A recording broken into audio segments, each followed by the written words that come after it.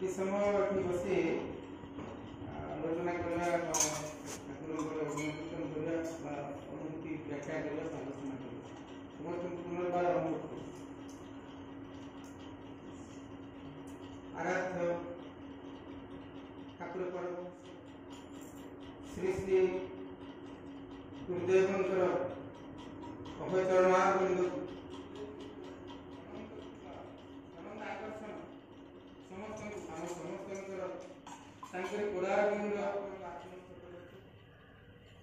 भावावेश को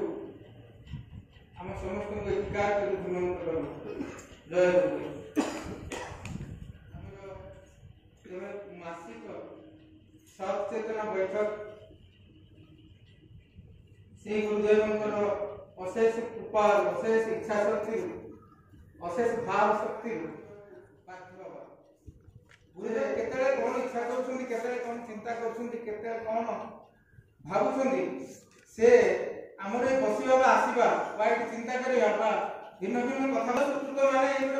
क्लिष्ट भाषा हेले आम समस्त जाना प्रारब्ध माने कौन अच्छी समस्त तो जानते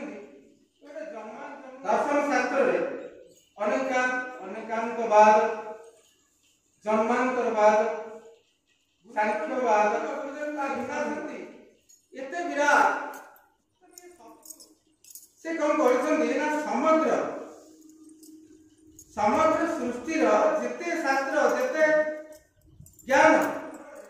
कौन मो पिला अभ्यास करले प्रवर्ते मो पिला माने सही जानती ताले समग्र सृष्टि शास्त्र समस्त रहस्य जानि पारिबो एहा ध्रुव सत्य निश्चय बेले बेले कौन होता है गुरुदेव को अति पाखु पाई आम कौन कर समस्ते गोटे कामना संयुक्त हो जाए ये भी गोटे प्रारब्ध कथा प्रारब्ध कौन थाए जहाँफल हमेशा आसक्ति छंदी हमार कथा को कामना बसत गुरुदेव पाखे अनेक गुहारी कर मागी भावी चिंता कर प्रभु गुरुदेव मोर यहाँ हो सहीटा है तदनुजाई फल फली जाए फल फली जाए कहीं माटी जदि बहुत साधारण भाव में देखा माटी रे जेमति किछि गोटे निर्दिष्ट मृत्तिका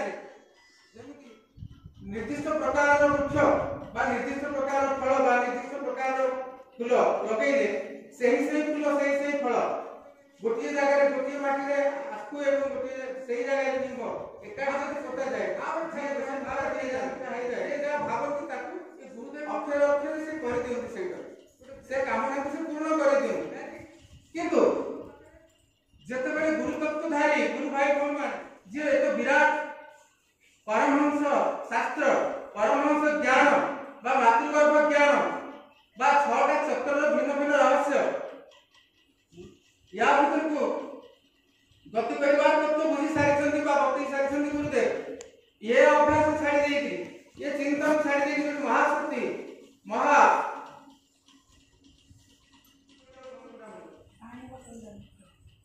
तेणु गुरुदेव पूर्ण कर किंतु अंतपक्षे आम भाविबा दरकार जे गुरुदेव आमको कौन बतई कौन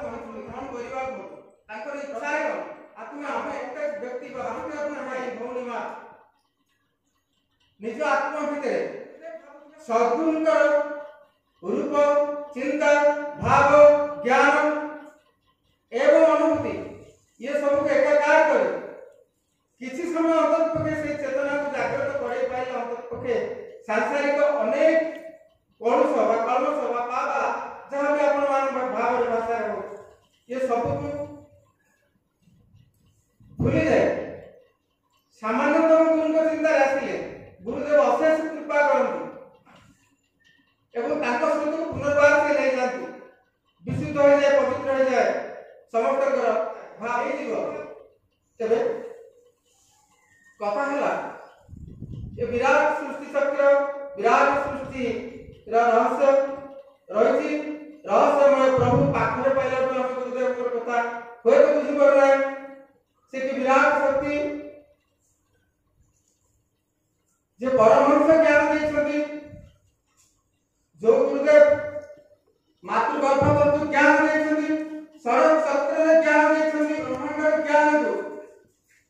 ସ୍ୱ ହୃଦୟରେ ସ୍ୱ ମନରେ ସ୍ୱ ଭାବାବେଶରେ ସରଳ ବୁଝେଇ ଦେଇଛନ୍ତି, ସରଳରେ କହି ଦେଇଛନ୍ତି, ଚିହ୍ନେଇ ଦେଇଛନ୍ତି, ବୁଝେଇ ଦେଇଛନ୍ତି। କିନ୍ତୁ ଅବହେଳା କ୍ରମେ ବା ସମୟ କ୍ରମେ ବା ସାଂସାରିକ ବା ସାମାଜିକ ଭିନ୍ନ ଭିନ୍ନ କାର୍ଯ୍ୟ ବା କ୍ଲିଷ୍ଟତା ଭିତରୁ ବାହାରି ଅଭ୍ୟାସ ଛାଡ଼ି ନ ପାରି ଆମେ ଅନେକ ସମୟରେ ଗୁରୁଦେବଙ୍କୁ ଭୁଲି ଯାଉଛୁ, ତାଙ୍କ ଚିନ୍ତାକୁ ଭୁଲି ଯାଉଛୁ। କିନ୍ତୁ ପ୍ରାର୍ଥନା ଯଦି ଆପଣମାନେ ଯାହା ବି କରନ୍ତୁ, ଯୋଉ କ୍ଷେତ୍ରରେ କଥା ଯାହା ବି ଭାବନ୍ତୁ, ଯୁଆଡେ ବି ଯାଆନ୍ତୁ, ଅନ୍ତତଃ ପକ୍ଷେ ସ୍ୱ ହୃଦୟରେ ସ୍ୱ ଶକ୍ତି ଭିତରେ ଅଭ୍ୟାସ ଭିତରେ ଯେ ଯେତିକି ଆମେ ପାରୁଛୁ ଅନ୍ତତଃ ପକ୍ଷେ ସେଇ ଗୁରୁଦେବଙ୍କୁ ଚିନ୍ତା କରନ୍ତୁ। ସେ କଣ ଭାବୁଛନ୍ତି, ଆମକୁ କଣ ପ୍ରେରଣା ଦେଉଛନ୍ତି, ଘରେ, ସମାଜରେ, ବାହାରେ ଏବଂ ଆଶ୍ରମରେ କଣ କରିବାକୁ ହବ। ଯୋଉଟା ବୁଦ୍ଧଦେବ ଆଗରୁ ଅନେକ ସମୟରେ ତାଙ୍କ ଶିଷ୍ୟମାନଙ୍କୁ କହିଥିଲେ, ଶରଣ ଗଚ୍ଛାମି, ବୁଦ୍ଧଂ ଶରଣ ଗଚ୍ଛାମି, ସିଏ କହିଛନ୍ତି ଏତିକି। ତେଣୁ ପରମ୍ପରା ଏବଂ ପରମ୍ପରା ନା ପରମ୍ପରା କ୍ରମେ କାଳ କ୍ରମରେ ଏହା ନିର୍ଦ୍ଦେଶ ଦିଆଯାଇଛି ବା ନିର୍ଦ୍ଦିଷ୍ଟ କରାଯାଇଛି। ଯେତେ ରାଜସ୍ୱ ବିଦୁ, ଯେତେ ରାଜା ମହାରାଜା ବିଦୁଷୀ ବା ବୁଦ୍ଧିମାନ ବା ଯିଏ ବି ଆସନ୍ତୁ, ଯିଏ ବି ଆସନ୍ତୁ, ସେ କାଳ କ୍ରମରେ ସମସ୍ତେ ଆସନ୍ତି, ସମସ୍ତେ ସେଇ ଭାଗବତ ତତ୍ତ୍ୱ ଭିତରେ ଏମିତି ଅଛି। ସେ ଶ୍ରୀ ଗୁରୁଦେବ କିନ୍ତୁ ଏହା କରିନାହାନ୍ତି, ସେ ଭିତରକୁ ସେ ଯାଇନାହାନ୍ତି। ଶ୍ରୀ ଗୁରୁଦେବ କେବେ ଚାହିଁନାହାନ୍ତି ଯେ ମୁଁ ଗୋଟେ ବିରାଟ ମାଲିକ ହେଇଯିବି, ଗୋଟେ ବିରାଟ ସନ୍ନ୍ୟାସ କଣ ଗୋଟେ ହେଇଯିବି, ତାହା ଚାହିଁନାହାନ୍ତି। ସେ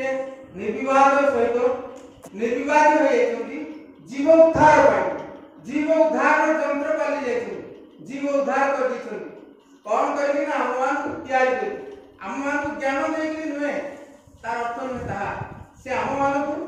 ବୁଝେଇ ଦେଇକି ଯାଉଛନ୍ତି ଯେ ମୁଁ ତମମାନଙ୍କୁ ଯାହା ଚେତନା ଦଉଛି, ଯୋଉ ଜ୍ଞାନ ଦେଇଛି, ତୁମେ ଏହାକୁ ଅର୍ଜନ କର, ଅଭ୍ୟାସ କର, ଏହାର ସମ୍ପ୍ରସାରଣ କର, ମାନେ ପ୍ରଚାର ପ୍ରସାର। ଗୁରୁଜନଙ୍କ ଆଶ୍ରୟ କଲେ ଆମେ ମନ୍ତ୍ର ଯନ୍ତ୍ର ସବୁ ପାଇପାରିବେ। ଭାଗବତରେ କହିଲା ଏଠି ତ ସବୁ ଆମକୁ କହିଦେଲେ, ଭକ୍ତି ମାର୍ଗ, ଜ୍ଞାନ ମାର୍ଗ,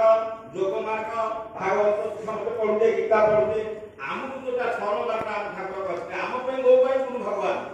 ମୋର ନାଥ ଜଗତର ନାଥ, ମୋ ଗୁରୁ ଜଗତର ଗୁରୁ, ମୋ ବାର୍ତ୍ତା ସର୍ବାର୍ତ୍ତା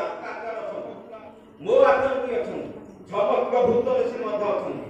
ମୋ ଗୁରୁ ମୋ ପାଇଁ ନାଥ, ମୋ ପାଇଁ ଜଗନ୍ନାଥ, ଜଗତର ନାଥ। ପିଙ୍ଗଳାସ ଗଲା ମୋର ନାଥ, ମୋ ନାଥ ମୋ ପାଖେ, ମୁଇଁ ନ ଦେଖେ ମୋହ ବସେ। ସେ ସର୍ବ ବିବାଦ ନିର୍ଗୁଣ ଲୋକ ବାହାରିଲା প্রিয় মোর সে প্রিয় আনন্দ মতে সুখদাতা মুখিমা থাই তুচ্ছভক্তা তুচ্ছ পুরুষ সঙ্গে আমি কাগে কথা স্বামী নিষ্ফল মোহন অজ্ঞানী জীব প্রিয়তে দিন দাদে অতি নানা দাসন করি অতিরাগ মধ্যমনে দেহ দেবতা হইলে তবে পবিত্র নিকট বুঝিবু তাক চরণে লীন হবু তুই এই বাট ধরি যা বুঝে কথা সে দেব অংশটা